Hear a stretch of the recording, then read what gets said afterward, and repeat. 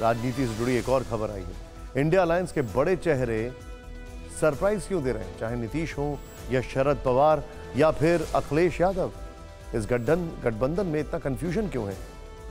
हम आपको 4 तस्वीरें दिखाते हैं, उन्हें देखकर आप समझ जाएंगे कि हम ये क्यों कह रहे हैं।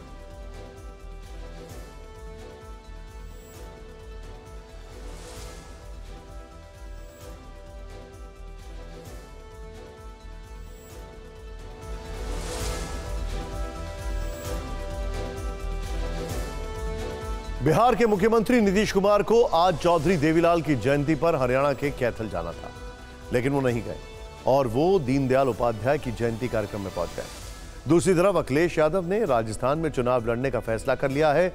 वहीं एनसीपी प्रमुख शरद पवार अहमदाबाद में उद्योगपति गौतम अडानी के साथ दिखे, जबकि इसी गठबंधन की एक और सहयोगी सीपीआई चाहती है कि इस बार राहुल गांधी अपनी वायनाड सीट से चुनाव न लड़ें।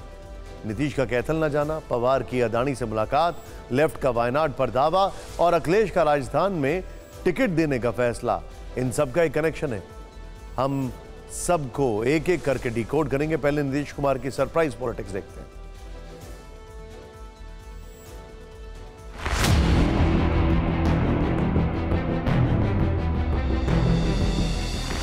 कैथल में देवीलाल जयंती के बहाने इंडिया अलायंस के जुटान से नीतीश दूर रहे, लेकिन पटना में जनसंघ के दीनदयाल उपाध्याय के जयंती कार्यक्रम में अचानक पहुंचकर उन्होंने सबको चौंका दिया।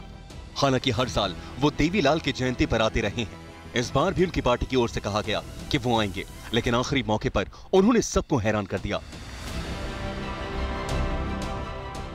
हालांकि दीनदयाल उपाध्याय की जयंती पर उनके साथ तेजस्वी यादव भी मौजूद रहे, लेकिन सवाल था कि नीतीश ने ऐसा क्यों किया।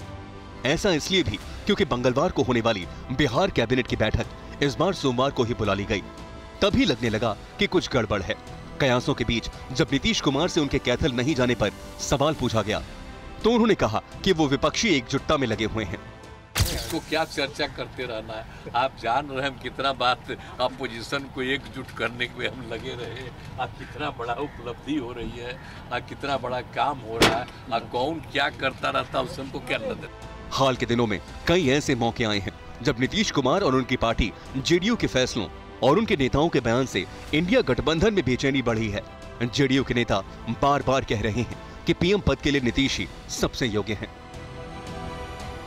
यही नहीं, कांग्रेस के विरोध के बावजूद नीतीश कुमार दिल्ली में राष्ट्रपति के बुलाए गए G20 डिनर पार्टी में शामिल हुए। तब प्रधानमंत्री नरेंद्र मोदी के साथ उनकी तस्वीर से अटकलों का बाजार गर्म हो गया। हाल में जब अमित शाह ने बिहार का दौरा किया तो उन्होंने भी नीतीश को सीधा टारगेट नहीं किया, जिसके बाद नीतीश के एनडीए के करीब जाने की चर्चा को और हवा मिली। हालांकि बीजेपी कह रही है कि एनडीए में उनकी एंट्री के रास्ते बंद हो चुके हैं। वो अब नाक भी रगड़ ले तो भी बीजेपी का दरवाजा उनके लिए बंद हो चुका है। हम क्यों उनका साथ है? उनमें बचा क्या है? उनमें ताकत क्या बची है? 2 वोट तो ट्रांसफर करने की क्षमता नहीं है। वैसे नीतीश कुमार के एक करीबी नेता का दावा है कि इन सब के पीछे सीटों के बंटवारे में दबाव बनाने की रणनीति है। Bureau report, TV9 Bharatvarsh.